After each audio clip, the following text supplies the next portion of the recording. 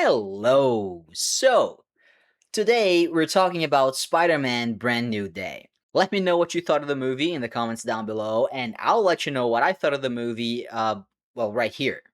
And also, I'll be replying to your comments as they come in to the best of my ability. Needless to say, this video does contain spoilers, by the way. It's been like a week, which I think is enough time to yap about spoilers. But if you still haven't seen the movie, I suggest you skip this video for now. And honestly, go watch the movie. It's great. It's definitely the best one from the Tom Holland era so far. And I know that this is like a bit of a low bar for a lot of people. Not to me though, I do actually like the MCU Spider-Man movies. They have their flaws, absolutely they do, but I feel like a lot of people online tend to act as if those movies like kill their grandma or something, which that's just not me. I enjoy them, I think they're fun, and I think they're just a different take from what most people, myself included, grew up with when it comes to Spider-Man. I just think that it fits the MCU and what the MCU was proposing at the time that Spider-Man was first introduced. Which, hey, take that as you will, good or bad. It fits the universe, is all I'm gonna say. The thing is, though, for all its flaws, I think it's really cool that we got to see a version of Peter Parker grow up and mature, right? Like, with this version of Peter Parker, we followed him through high school. We are now hopefully going to follow him through his adult life. And honestly, I think that was really cool to see. And you can really see that growth in this movie. Now, is it a little crazy that it took him 4 movies to get there, not even counting his appearances in other stuff? Yeah, absolutely. It's a little unhinged. But I don't think it's that serious. I think the road we took to get here was pretty fun. And honestly, it was worth it to get to Brand New Day. It's a movie that's been hyped up for like a year now. That's when they started filming in Scotland, right? And at least to me, it definitely lived up to the hype. Just, I think it was a solid movie throughout. I really enjoyed it. I just think that it was a little disappointing that the trailers pretty much spoiled all the major set pieces for the movie. There were no surprises. There was no new set piece that we hadn't seen yet. They were all there in a trailer or another, and that was a little disappointing. I was kind of hoping for something more, like maybe a piece we hadn't seen yet, but no, that didn't happen. It's not a major deal breaker. I still love the movie. I love the direction the movie went for Peter's arc, especially. Like, I love the idea of miserable and sad and broke Peter Parker, but only if it's leading somewhere, if it's building towards something, you know? I think Peter being miserable just for the sake of being miserable is a little sad and a little pointless. I'm not against it, I should say. I just like to see him grow and be able to move past that and get to a better place, basically.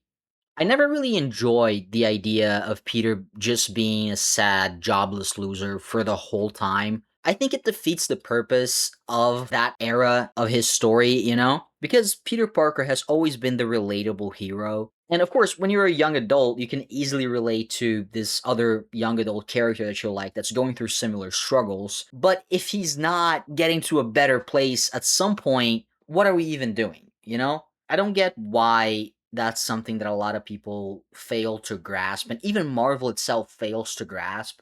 And that's the reason we got One More Day. That's the comic, basically, where Peter makes a deal with Mephisto to save Aunt May in exchange for his marriage to MJ at the time. And that comic is the reason why Peter has been stuck in the same status quo for, 20 years at this point? I think any, self-respecting Spider-Man fan is very tired of that. And you can easily see this by the way people react to any news of an older Peter Parker.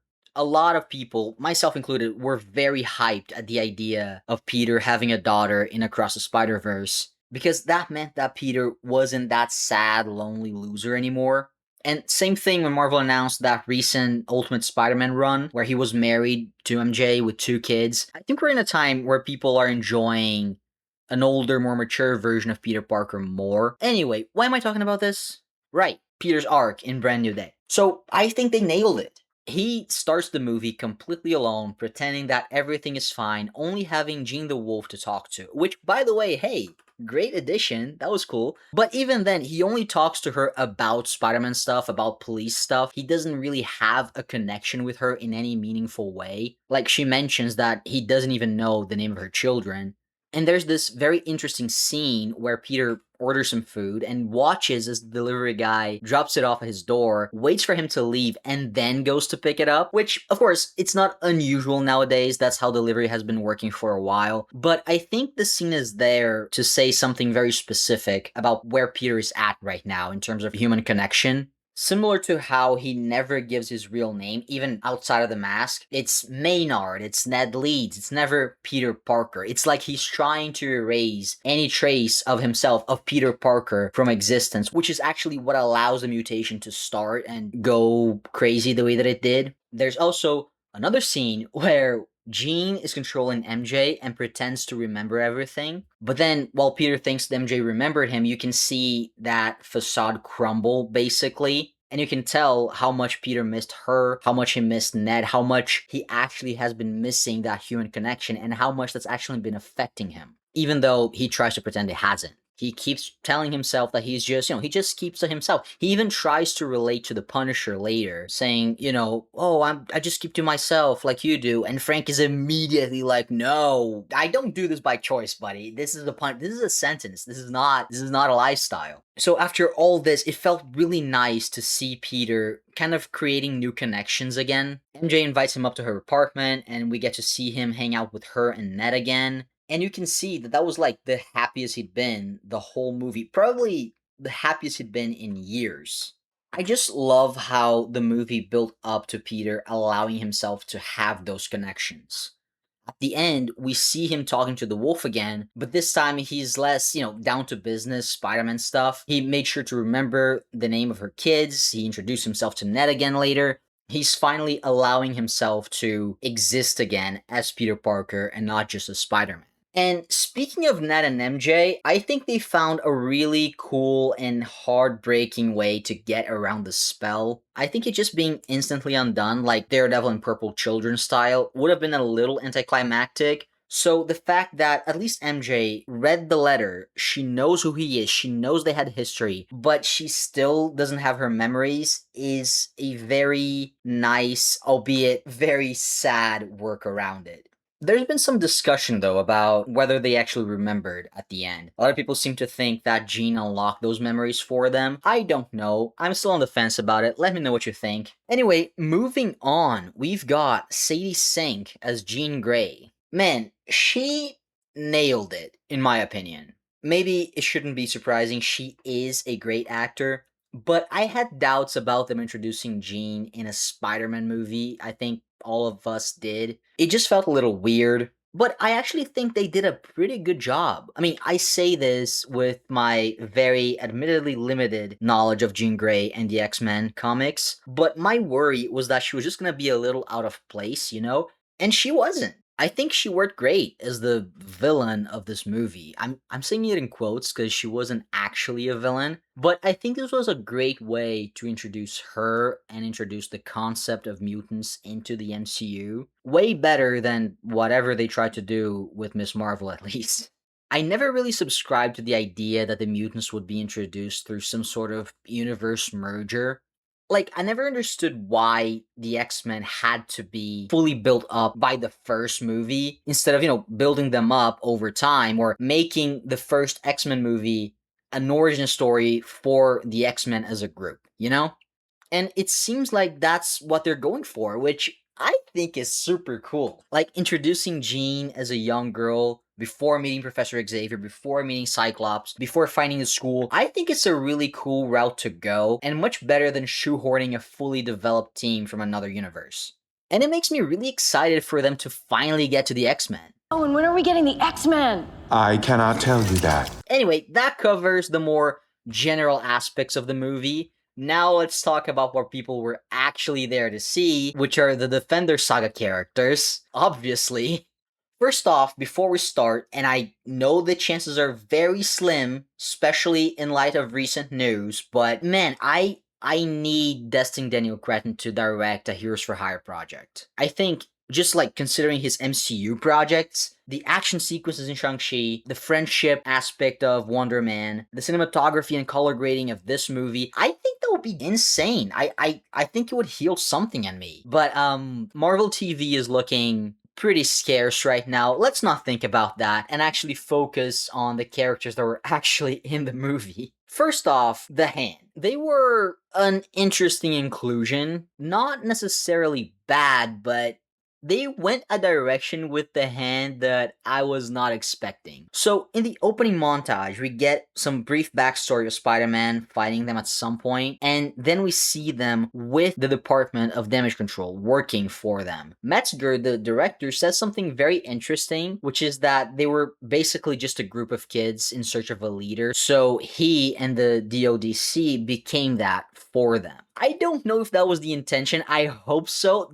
But that kind of makes sense, right? Like all the leaders of the hand died for real. They died at Midland Circle, but not all the ninjas were there. Presumably, they were still scattered all over the world, and that's not even to count Bakudo students who were still out there somewhere. So it actually kind of tracks. I hope that was intention. I hope it's part of their backstory. And, well, I guess we'll have to wait and see if we ever get to see them again. I honestly hope we do. And I think it would really work as sort of a reset for them now that they're essentially without a leader again. And I mean, hey, if they want any recommendations, I'd love to direct them to Electra Nachos, you know? And I would especially love it if she was not a scroll this time, but one problem at a time. But yeah, interesting premise, interesting way to describe their backstory. But there was also another side of it, something that I found a little bit disappointing, which is how vague they still are with their backstory, but not just their backstory, but also with Frank's backstory, or the fact that the Mayor Fisk storyline is not mentioned at all. Neither is the Anti Vigilante Task Force. None of it is mentioned or addressed in this movie at all. I think there's like one Fisk propaganda poster in a dumpster outside of Peter's apartment, but that's it. Which, hey, listen, I get that I'm biased. Very much so. But I think it's still weird considering how Mayor Fisk and the task force were such a big deal in Daredevil, how they were affecting essentially the whole city. And like, Born Again is the only other Marvel media right now in the recent past that took place in New York. So you'd think it would matter a little bit more in a story that takes place in, you know, New York. And yeah, there was also Thunderbolts, but that was just the final battle. Like, I think they get a pass in not really caring about who the mayor was. But, in Spider Man, a character that's so deeply connected to the city, I don't know, ignoring it feels kind of weird. Like, the connected universe isn't really connecting, if you know what I mean. Then you also see how when Peter brought MJ into the Punisher's hideout, she apparently didn't know who he was, which would have been fine if only he had been active for like a couple of years. But no, he's been active for like 10 years at this point. He was going on his first murder spree back when she was in high school, and he's been mostly active ever since. It just feels like they're still not really part of this universe. Like they're still the unwanted stepchild, like Charlie Cox said that one time. It's not a major issue. It's I know it's just a me thing, Because I love these characters and I want to see more of them. Also, I guess I can understand the decision that in a PG-13 movie, you shouldn't direct your younger audience to watch The Punisher or their Daredevil show because they are way more mature. So it's not a deal breaker, it's just frustrating to me specifically, and I know that. Anyway, last thing before we wrap this up for today, The Punisher. I gotta say, I was pleasantly surprised. The Punisher is, without a doubt, my least favorite protagonist out of the Defender saga. I don't hate him, I just don't love him either, And I think part of it is John Bernthal. He has a very solid, unmoving idea of what his Frank Castle should be like, which is not a bad thing at all. He clearly cares about the character and he's very invested in how he's treated in anything he's in. So he's always very involved in the production of Punisher projects. I think he's even credited as a co-writer for One Last Kill, if I'm not mistaken. The problem is, it's kind of repetitive. Frank is this deeply broken person, right? Who's stuck in this cycle of violence that he creates himself all the time. And I think Bernthal gets that just fine. He's just very limited in what kinds of stories he wants to tell with those themes.